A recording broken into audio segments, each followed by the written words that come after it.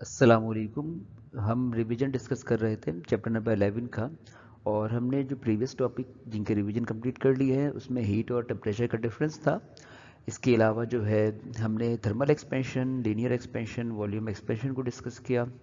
और हमने gas laws को डिस्कस किया। गैस लॉस के अलावा हमने बात की प्रेशर की इक्वेशन पर, काइनेटिक एनर्जी के रिलेशन पर। आज का जो लेक्चर है हमारा वो बेस करता है हीट कैपेसिटी पर और इसके अलावा लेटेंट हीट पर।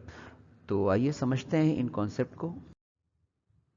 हीट कैपेसिटी, जब हम बात करते हैं हीट कैपेसिटी की, तो हीट कैपेसिटी का मतलब यहाँ पर यह है गुंजाइश। किसी भी ऑब्जेक्ट के पास कितनी गुंजाइश है कि वो अपने अंदर हीट को एब्जॉर्ब कर सकता है। जैसे कि आप देख सकते हैं इस डायग्राम के अंदर कि हमारे पास दो बीकर हैं। एक जो बीकर है वो 250 ml उसके अंदर लिक्विड है और एक बीकर के अंदर 500 ml लिक्विड मौजूद है। और हमसे कहा जाता है कि विच वन बॉयल फर्स्ट। तो हम क्या जवाब देंगे, कौन सा पहले बॉयल हो जाएगा? तो हम जानते हैं जो पानी मिकदार में कम होगा वो जल्दी बॉयल हो जाएगा, उसका टेम्परेचर जल्दी बढ़ जाएगा। और जो पानी मिकदार में ज़्यादा होगा वो देर से बॉयल होगा। तो इसका मतलब ये हुआ कि जब क्वांटिटी बढ़ जाती है तो क्वांटिटी बढ़ने से उसकी कैपेसिटी बढ़ जाती है। तो हीट कैपेसिटी किस पे डिपेंड करती है? क्वांटिटी पे डिपेंड करती है। जितनी ज़्यादा क्वांटिटी होगी उसकी कैपेसिटी यानी हीट को अपने अंदर एब्जॉर्ब करने की सलाहियत ज़्यादा होगी और उसका टेम्परेचर देर से बढ़ेगा। तो हीट कैपेसिटी की डेफिनेशन भी यही है कि अमाउंट ऑफ एनर्जी या amount of heat needed to raise the temperature और इंक्रीज द टेम्परेचर। यानी किसी भी ऑब्जेक्ट को आप अमाउंट ऑफ हीट सप्लाई करें और अमाउंट ऑफ हीट सप्लाई करने के बाद उस सब्सटेंस का टेम्परेचर इंक्रीज हो जाए। और कितना इंक्रीज हो जाए? 1 डिग्री सेंटीग्रेड या 1 केल्विन तक इंक्रीज हो जाए। उस अमाउंट ऑफ हीट को आपने नाम देना है हीट कैपेसिटी। यानी हीट कैपेसिटी एक ऐसे कांस्टेंट अमाउंट का नाम हुआ जो किसी भी ऑब्जेक्ट को क्यों सप्लाई किया जाता है, इसलिए सप्लाई किया जाता है ताकि उस ऑब्जेक्ट का टेम्परेचर 1 डिग्री सेंटीग्रेड या 1 केल्विन बढ़ जाए। अब हम बात करते हैं मॉलिक्यूलर लेवल पर होता क्या है। तो मॉलिक्यूलर लेवल पर बेसिकली ये होता है जब आप ऑब्जेक्ट को हीट करते हैं तो हीट करने के बाद मॉलिक्यूल्स, जितने भी उस ऑब्जेक्ट के अंदर मॉलिक्यूल्स एग्जिस्ट करते हैं, वो मॉलिक्यूल उस हीट एनर्जी को अपने अंदर एब्जॉर्ब कर लेते हैं। और जब वो मॉलिक्यूल एब्जॉर्ब करते हैं हीट एनर्जी को अपने अंदर, तो एब्जॉर्ब करने के बाद मॉलिक्यूल्स की जो एनर्जी है जिसको हम काइनेटिक एनर्जी कहते हैं वो बढ़ जाती है। यानी कहने का मतलब ये हुआ कि जैसे जैसे मॉलिक्यूल्स हीट एब्जॉर्ब करते जाएंगे उनमें मोशन बढ़ती जाएगी। यही वजह है कि सॉलिड को जब आप हीट करते हैं तो उसके मॉलिक्यूल्स आहिस्ता आहिस्ता मोशन की हालत में आ जाते हैं और वो मोशन बढ़ती जाती है जब आप अमाउंट ऑफ हीट बढ़ा देते हैं। तो मॉलिक्यूल की मोशन के अंदर इजाफा होता है। जैसे जैसे मॉलिक्यूल की मोशन बढ़ती है इट मीन्स उनकी स्पीड बढ़ती है और स्पीड बढ़ने से उनका टेम्परेचर भी क्या होता है? बढ़ जाता है। क्योंकि हमने पढ़ा है कि temperature is proportional to kinetic energy होता है। तो हम ये कह सकते हैं कि why temperature of the substance increases, तो उसकी वजह हमने मॉलिक्यूलर लेवल पर बात कर ली इस पर।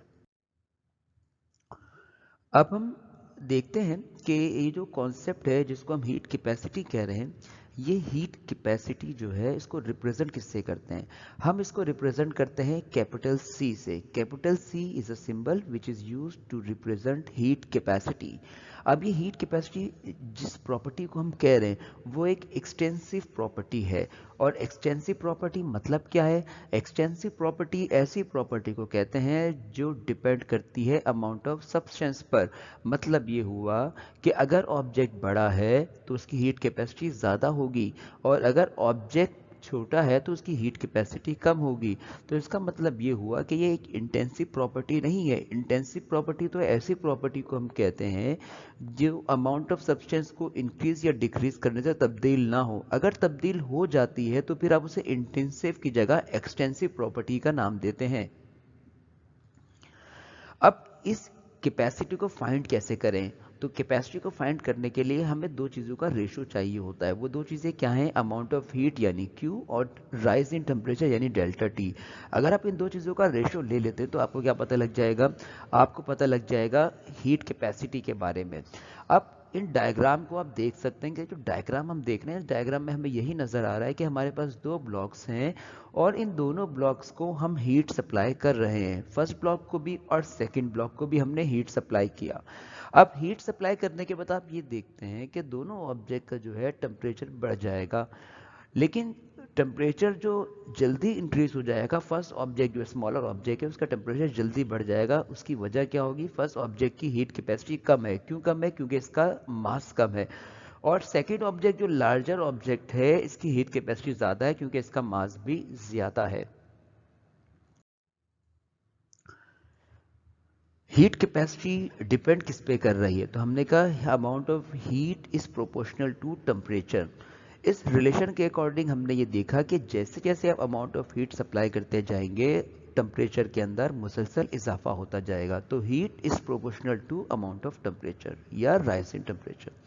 इसके बाद प्रोपोर्शन की जगह पर हमने लगा दिया कांस्टेंट, जिसको हम यहाँ पर सी कह रहे हैं, जिसका भी मैंने आपको हवाला भी दिया कि सी यहाँ पर है इस हीट कैपेसिटी, यानी वो अमाउंट ऑफ हीट जो किसी भी ऑब्जेक्ट को दिया जाए जिससे ऑब्जेक्ट का टेम्परेचर 1 डिग्री सेंटीग्रेड तक बढ़ जाए या 1 केल्विन तक बढ़ जाए, उस अमाउंट को आप हीट कैपेसिटी सी कहते हैं, जिसका फॉर्मूला होता है delta Q by delta T, यानी amount of heat required to raise the temperature by 1 degree centigrade और 1 केल्विन। यहाँ पर सिंबल्स हम पढ़ चुके हैं। क्यू यहाँ पर हीट के अमाउंट को कहते हैं, टी यहाँ पर टेम्परेचर है और सी का मतलब हीट कैपेसिटी होता है। डिस्कस करते हैं ये जो कैपेसिटी है इसका यूनिट क्या होगा। तो कैपेसिटी का फॉर्मूला होता है delta Q by delta T. Delta Q तो हीट है और हीट एनर्जी है जो कि जूल में एक्सप्रेस की जाती है, टेम्परेचर को केल्विन में एक्सप्रेस करते हैं। तो सी का यूनिट बना जूल के इनवर्स, यानी जूल पर केल्विन इसका यूनिट बनता है। अब हम अपने नेक्स्ट कॉन्सेप्ट को समझते हैं और हमारा जो नेक्स्ट कॉन्सेप्ट है वो है स्पेसिफिक हीट कैपेसिटी। पहले हमने सिर्फ हीट कैपेसिटी को डिस्कस किया है, अब हम बात करने जा रहे हैं मखसूस स्पेसिफिक। मखसूस हीट कैपेसिटी क्या है? तो समझते हैं हीट कैपेसिटी को। Heat capacity, specific heat capacity दरअसल किसी भी ऑब्जेक्ट को हीट देने का नाम है जिससे उसका टेम्परेचर तब्दील हो जाता है। ये बात तो हमने हीट कैपेसिटी में भी पढ़ी थी, फिर हम दोबारा स्पेसिफिक हीट कैपेसिटी में ये बात क्यों डिस्कस कर रहे हैं? तो स्पेसिफिक हीट कैपेसिटी के अंदर जब आप किसी ऑब्जेक्ट की बात करते हैं तो उस ऑब्जेक्ट के मास पर आप आते हैं और कहते हैं कि हमारे पास जो ऑब्जेक्ट होगा उसका मास यूनिट होना चाहिए, 1 kg होना चाहिए। यानी 1 kg ऑब्जेक्ट को जब आप हीट सप्लाई करते हैं तो हीट सप्लाई करने के बाद उस ऑब्जेक्ट के टेम्परेचर के अंदर तब्दीली आ जाती है 1 डिग्री सेंटीग्रेड की। तो किसी भी मटेरियल की जो स्पेसिफिक हीट कैपेसिटी है, ये उस अमाउंट ऑफ एनर्जी का नाम है जो उसके 1 kg मास का टेम्परेचर कितना बढ़ा दे? 1 डिग्री सेंटीग्रेड बढ़ा दे। मतलब इसका क्या है? मतलब इसका ये हुआ कि हमारे पास अगर दो मुख्तलिफ चीज़ें हैं जो कि 1 kg की हैं लेकिन नेचर अलग है, एक की नेचर लेट सपोज वाटर है और एक की नेचर लेट सपोज कॉपर है, तो क्या दोनों एक जैसी हीट एब्जॉर्ब करेंगे? हालांकि मास तो दोनों का सेम है। तो अब हम यहाँ पर बात कहेंगे कि हर ऑब्जेक्ट की अपनी हीट एब्जॉर्ब करने की एबिलिटी होती है। कुछ ऑब्जेक्ट ज़्यादा हीट एब्जॉर्ब करते हैं, कुछ ऑब्जेक्ट कम हीट एब्जॉर्ब करते हैं। तो वो अमाउंट ऑफ एनर्जी जो किसी भी ऑब्जेक्ट को दिया जाए जिससे उसकी एनर्जी, जिससे उसका टेम्परेचर बढ़ जाए उस एनर्जी के सबब।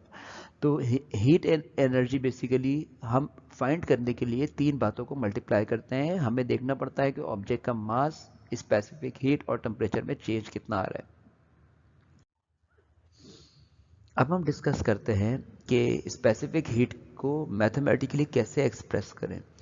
तो heat is proportional to M. मतलब इसका क्या है? मतलब इसका ये है कि अगर आप 1 kg आयरन और 2 kg आयरन की बात करते हो और मैं आपसे कहता हूँ दोनों का टेम्परेचर आपने एक जैसा इंक्रीज करना है, क्या दोनों को आपको एक जैसी हीट देनी चाहिए? तो इसका जवाब है नहीं, हमें दोनों को एक जैसी हीट नहीं देनी। हालांकि टेम्परेचर एक जैसा बढ़ाना है क्योंकि दोनों के मासेस डिफरेंट हैं। तो जिसका मास ज़्यादा होगा आपको उसको ज़्यादा हीट सप्लाई करनी है, जिसका मास कम है उसको कम हीट सप्लाई करनी है।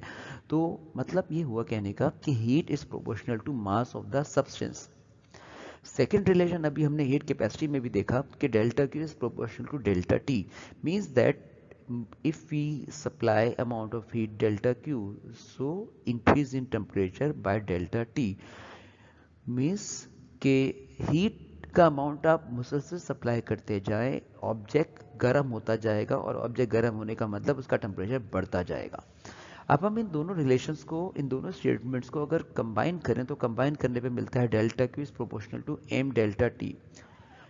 जबकि प्रोपोर्शन की जगह हमने कांस्टेंट और इक्वल लगाया, और कांस्टेंट यहाँ पर है सी, तो यहाँ पर स्मॉल सी है। पिछली बार हमने कैपिटल सी पे बात की थी। कैपिटल सी होता है हीट कैपेसिटी, स्मॉल सी होता है स्पेसिफिक हीट कैपेसिटी। इन सिंबल से बात करते हैं। सी मीन स्पेसिफिक हीट कैपेसिटी, बाकी सिंबल से अब वाकिफ है। जबकि यूनिट ऑफ सी, तो सी का फॉर्मूला बनाना पड़ेगा, और सी का फॉर्मूला क्या बनता है, एम और डेल्टा टी जो मल्टीप्लाई हो रहे हैं वो डेल्टा क्यू से डिवाइड में आएंगे। तो हीट एनर्जी है, और एनर्जी को जूल में एक्सप्रेस किया जाता है, एम मास केजी में और टेम्परेचर केल्विन में। तो इसका यूनिट क्या बना, जूल पर किलोग्राम पर kelvin is the unit of specific heat capacity. अब मुख्तलिफ चीज़ों की हम स्पेसिफिक हीट कैपेसिटी पे बात करेंगे। जैसे पानी, तो पानी की स्पेसिफिक हीट कैपेसिटी फिक्स होती है, और ये कितनी होती है पानी की स्पेसिफिक हीट कैपेसिटी, तो पानी की स्पेसिफिक हीट कैपेसिटी होती है 4200 जूल पर किलोग्राम डिग्री सेंटीग्रेड या केल्विन इनवर्स।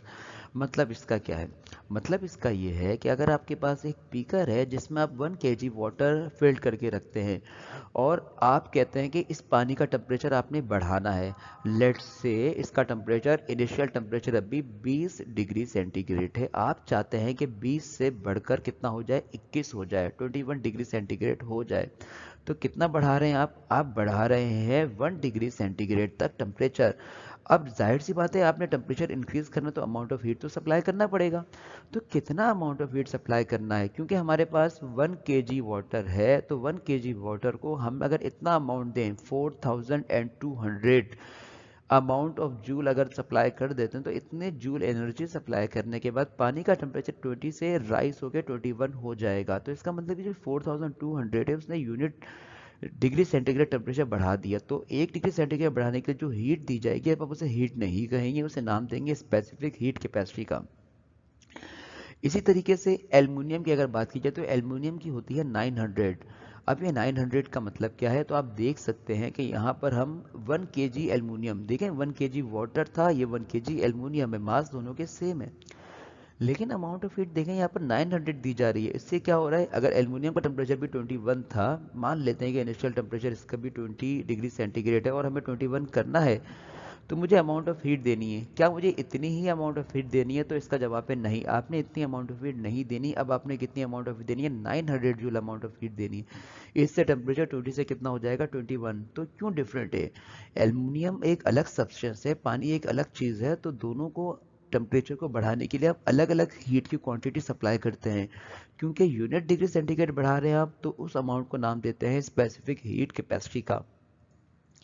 ये बाकी सब्सटेंस की कॉपर की 400 होती है। इसके अलावा जो है आइस की अगर आप बात करें, आइस की कितनी होती है, 2100 के बराबर, जबकि स्टील की होती है 500। तो ये मुख्तलिफ चीज़ों की मुख्तलिफ हो सकती हैं वैल्यूज़।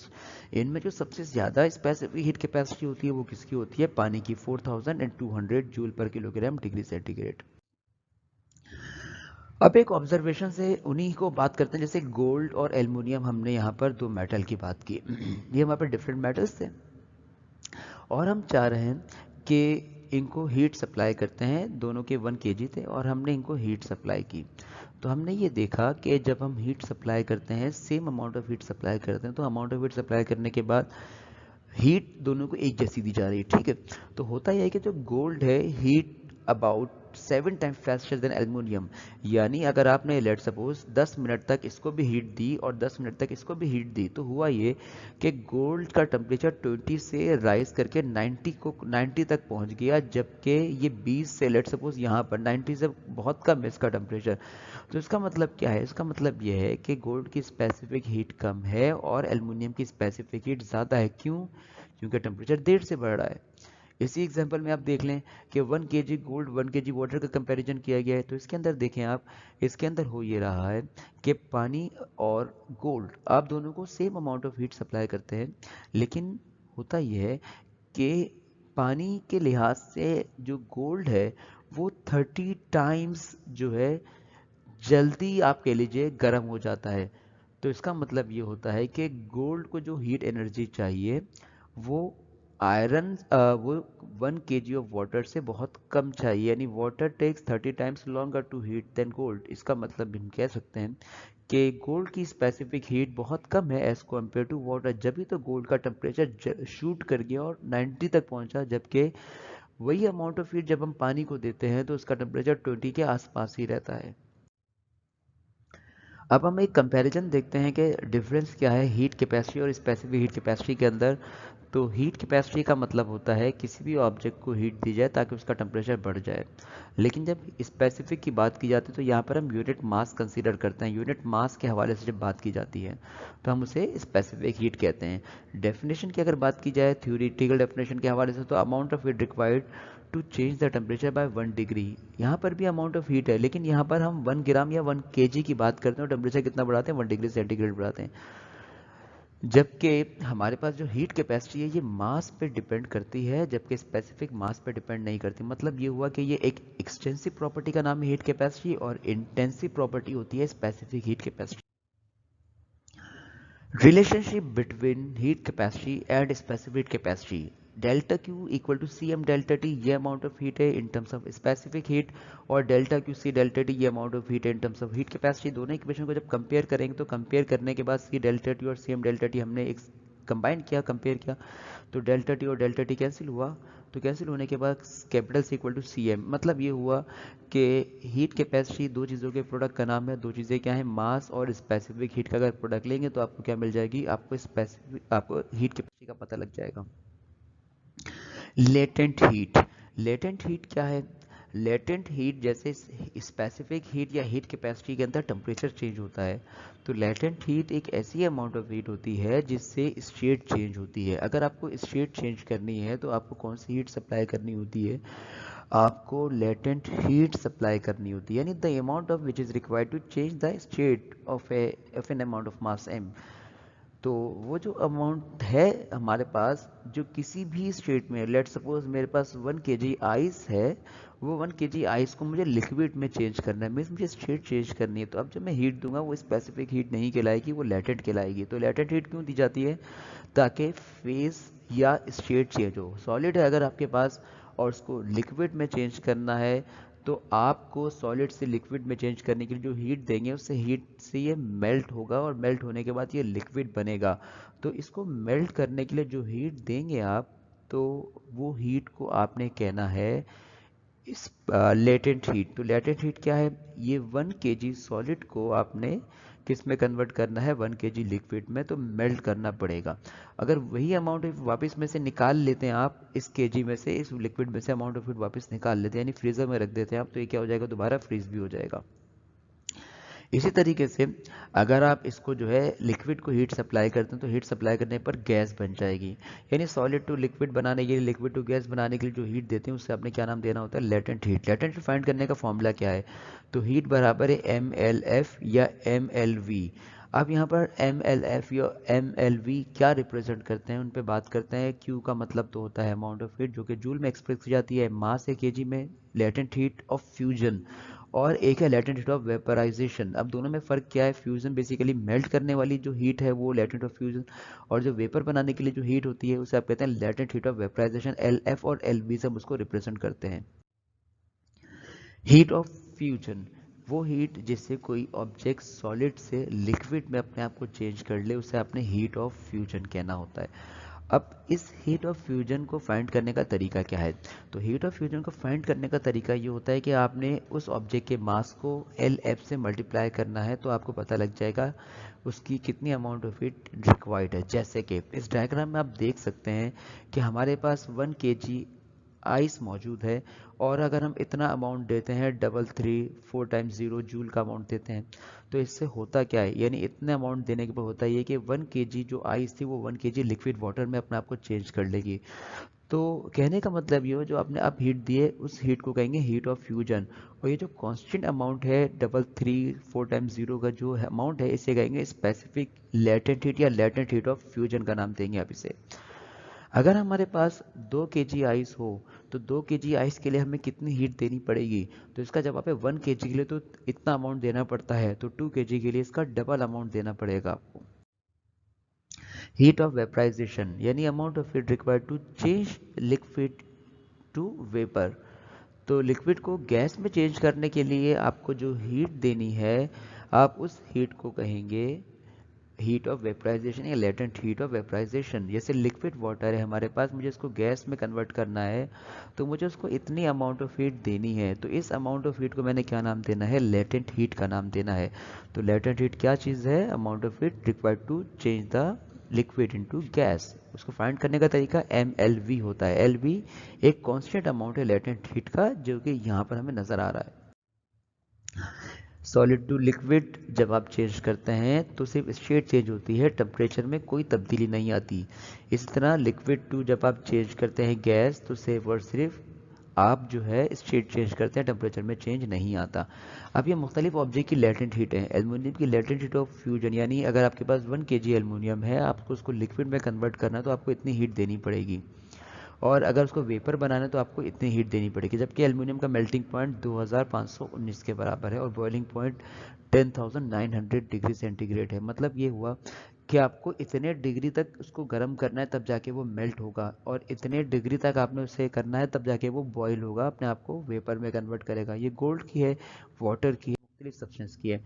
अब हम डिस्कस करने जा रहे हैं लॉ ऑफ हीट एक्सचेंज को। लॉ ऑफ हीट एक्सचेंज नाम में लिखा हुआ है कि अगर आपके पास दो ऑब्जेक्ट्स हैं और उन दो ऑब्जेक्ट्स के अंदर जो है आपके पास एक ऑब्जेक्ट का टेम्परेचर ज़्यादा है और एक ऑब्जेक्ट का टेम्परेचर कम है, आप देख सकते हैं T1 ज़्यादा है और T2 कम है। इससे होगा ये कि जो हॉट बॉडी है वो अपनी हीट ट्रांसफ़र करेगी कोल्ड बॉडी को। मतलब ये हुआ कि heat loss by hot body equals to heat gain by cold body. इसी को हम लॉ ऑफ हीट एक्सचेंज कहते हैं। Numerical number 11.6। ये न्यूमेरिकल हमारा जो है लेटेंट हीट के टॉपिक के मुतालिक न्यूमेरिकल में हमसे कहा जा रहा है कि हमारे पास 2 kg आयरन ब्लॉक है 2 kg का, और इस टेकन फ्रॉम अ फर्नेस, जिसको हम फर्नेस से लेकर आए जहाँ पर टेम्परेचर 650 डिग्री सेंटीग्रेड था, placed on a large block of ice eight 0 degree centigrade, और इसको ला के रख दिया कहाँ पर, बर्फ़ पर, जिसका टेम्परेचर 0 था। Assume that all heat given up by the iron is use to melt the ice. आप ये मान लें कि जितनी भी हीट निकलेगी आयरन से, उससे आइस मेल्ट हो जाएगी। आपने बताना कितनी आइस मेल्ट हो जाएगी, जबकि specific heat of iron constant होती है, और latent heat of fusion for ice ये भी कांस्टेंट वैल्यू है 3.36 10 की पावर 5। तो डेटा बनाते हैं। मास ऑफ आयरन 2 kg है, T1 initial temperature, T2 final, C iron और LF गिवन है। रिक्वायर्ड हमें मास ऑफ आइस मालूम करना है, वो आइस जो क्या हो रहा है, मेल्ट होने वाली है। तो लॉ ऑफ हीट एक्सचेंज ये कहता है कि जो हॉट बॉडी है वो हीट लॉस करती है। तो हॉट बॉडी कौन है, आयरन का टेम्परेचर ज़्यादा है तो आयरन हॉट बॉडी है, आइस का टेम्परेचर कम है तो ये कोल्ड बॉडी है। तो heat loss by iron equal to heat gain by ice. Heat का फॉर्मूला होता है CM डेल्टा टी। क्योंकि आइस अपनी स्टेट चेंज कर रही है तो आपने CM डेल्टा टी का फॉर्मूला यहाँ यूज़ नहीं करना, क्योंकि टेम्परेचर चेंज नहीं हो रहा है, स्टेट चेंज हो रही है। तो स्टेट चेंज करने के लिए फॉर्मूला होता है ML का। मजे सिंप्लीफाई करते हैं। C आयरन की वैल्यू गिवन है, M आयरन गिवन, आपको delta T temperature change, mass of ice और LF। तो सिंप्लीफाई करेंगे आप तो 650 माइनस 0 650 हो जाएगा। मल्टीप्लाई करते हैं 650 को इन सारी वैल्यूज़ को 2 से 499.8 से, तो हमें ये मिलता है।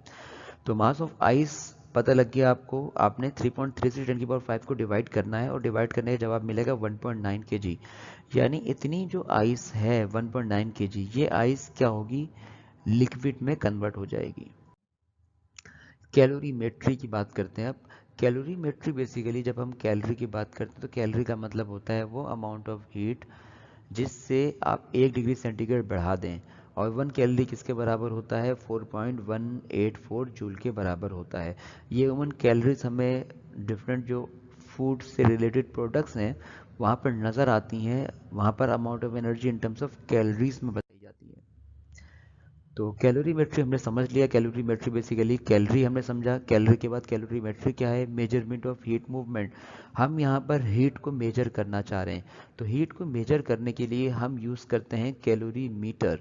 कैलोरीमीटर एक ऐसी चीज़ है जो हमें बताती है किसी भी ऑब्जेक्ट के पास, जैसे टेम्परेचर को मेजर करने के लिए आप थर्मामीटर यूज़ करते हैं, वैसे ही हीट को मेजर करने के लिए आप कैलोरीमीटर यूज़ करते हैं। कैलोरीमीटर कुछ इस तरह का होता है हमारे पास, जो कि कॉपर का भी बना हो सकता है या डिफरेंट मेटल का बना हो सकता है। तो ये हमारे पास एक कैलोरीमीटर है। Why we are using it, because it requires to measure the amount of heat. इसके मुतालिक न्यूमेरिकल है, न्यूमेरिकल नंबर 11.5। न्यूमेरिकल में हमसे कहा जा रहा है 50 gram piece of metal is heated to 100 degree centigrade, और से हमने गर्म किया 100 डिग्री सेंटीग्रेड तक, 50 ग्राम का पीस था। तो देन ड्रॉप इनटू आ कॉपर कैलोरीमीटर, और ये हमारे पास एक कैलोरीमीटर है, इसमें हमने क्या करना है, आयरन के पीस को ड्रॉप कर देना है। इस कैलोरीमीटर में पहले से क्या मौजूद है, पानी मौजूद है, और कितना है, 400 ग्राम पानी मौजूद है इसके अंदर। तो हमने जब डाटा मेंटेन करेंगे तो मास ऑफ मेटल हमारे पास 50 ग्राम था, जिसको किलोग्राम में कन्वर्ट करने के लिए डिवाइड बाय 1000 किया। मेटल का temperature T M, temperature of metal T M कितना है, 100 डिग्री सेंटीग्रेड मौजूद है, जबकि फाइनल टेम्परेचर हमसे कहा जा रहा है आखिरी में कि 22.4 डिग्री सेंटीग्रेड ये हमारा फाइनल टेम्परेचर है। Mass of calorimeter, mass of calorimeter 400 ग्राम था, और इसमें पानी कितना था, वो भी 400 ग्राम पानी मौजूद था, जिसको केजी में कन्वर्ट करके डिवाइड बाय 1000 करते हैं। पानी का टेम्परेचर 20 डिग्री सेंटीग्रेड है, क्योंकि पानी कैलोरीमीटर के अंदर मौजूद है, तो हम ये करेंगे, अस्यूम कर रहे हैं कि जो टेम्परेचर पानी का वही कैलोरीमीटर का भी है, तो temperature of water, temperature of calorimeter दोनों 20 डिग्री सेंटीग्रेड है। जबकि स्पेसिफिक हीट ऑफ वाटर और कॉपर हमें गिवन है, यहाँ पर कॉपर की 386 है और पानी की 4200 है, तो हमने लिख the specific heat of calorimeter 386 और स्पेसिफिक वाटर 4200 जूल पर किलोग्राम केल्विन। जबकि हमें मालूम करनी है find the specific heat of metal, आपको सी एम कैलकुलेट करना है, सी एम का मतलब स्पेसिफिक हीट ऑफ मेटल है। सॉल्व करते हैं क्वेश्चन को। लॉ ऑफ हीट एक्सचेंज के मुताबिक जो लॉस करती है बॉडी वो हॉट बॉडी होती है, क्योंकि मेटल का टेम्परेचर 100 था और पानी और कैलोरीमीटर का टेम्परेचर 20 था, तो इसलिए हम कहेंगे कि heat loss by metal equal to heat gain by water and calorimeter. Heat का फॉर्मूला होता है सी एम डेल्टा टी, तो हमने 3 दफ़ा यूज़ करना है, क्योंकि मेटल की भी हीट की बात की जा रही है, वाटर की भी और कैलोरीमीटर की भी। हम सबस्क्रिप्ट के अंदर बता देंगे कि मेटल के हवाले से डाटा है, ये वाटर के हवाले से, और ये कैलोरीमीटर के हवाले से डाटा मौजूद है हमारे पास। अब बात करते हैं टेम्परेचर का चेंज कैसे पता करें। तो टेम्परेचर का चेंज पता करने के लिए आपने मेटल के टेम्परेचर में से फाइनल टेम्परेचर को माइनस करना है। टेम्परेचर ऑफ वाटर का अगर चेंज पता करना है तो टी एफ में से टी डब्ल्यू, और कैलोरीमीटर का टेम्परेचर चेंज पता करना है तो टी एफ में से टी सी माइनस करना है। हमने माइनस जब करेंगे तो माइनस करने के बाद वैल्यूज़ कुछ ही होंगी, टी एम की 100 है, टी एफ की 22.4 है, मास ऑफ मेटल 0.05 था, C M specific metal given नहीं है, फाइंड करनी है। मास ऑफ वाटर 0.4 है, सी डब्ल्यू 4200, टी एफ की वैल्यूज़ वगैरह यहाँ पर मौजूद थी डाटा के अंदर। सिंप्लीफाई करते हैं, 100 में से 22.4 माइनस किया तो 77.6 आया, 22.4 में से 20 माइनस किया और इसमें से माइनस किया, लिख दिया।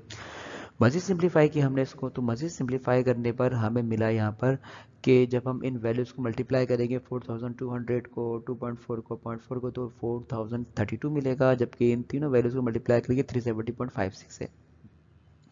हमें सी एम कैलकुलेट करना है, तो सी एम कैलकुलेट करने के लिए इन दोनों को हमने ऐड किया और सी एम मालूम करने के लिए 3.88 मल्टीप्लाई हो रहा है, तो हमने डिवाइड कर दिया, और डिवाइड करने पर हमें जवाब मिला 1134.68। यानी यहाँ पर स्पेसिफिक जो मेटल हो मौजूद है, जो हमारे पास कैलोरी जो मौजूद था हमारे पास स्पेसिफिक मेटल, जो हमने यहाँ पर उसको हीट कर रहे थे, जिसको 100 डिग्री सेंटीग्रेड, उसकी स्पेसिफिक कितनी हमने मालूम की, 1134.68 जूल पर किलोग्राम पर केल्विन। अपने इस लेक्चर को यहीं पर वाइंड अप करते हैं, इंशाल्लाह आपसे नेक्स्ट लेक्चर के अंदर मुलाकात होती है।